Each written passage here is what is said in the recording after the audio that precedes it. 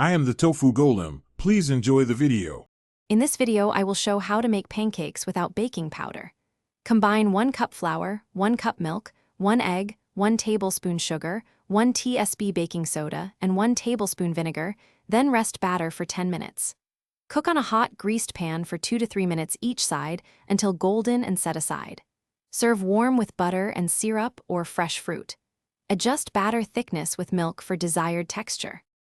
A few quick tricks will make your pancakes fluffy without baking powder. Use buttermilk or milk with 1 tablespoon vinegar to add acidity and activate baking soda. Separate eggs, whisk whites to soft peaks, then fold in for extra lift. Rest the batter for about 10 minutes to let bubbles form.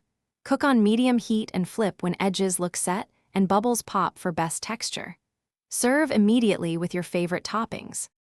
Quick recommendation: if you love reading in the kitchen, try the new Kindle Paperwhite for crisp screen and long battery life, perfect for recipes. It fits nicely by the stove. If you're finding this video helpful, please subscribe and like to support the channel.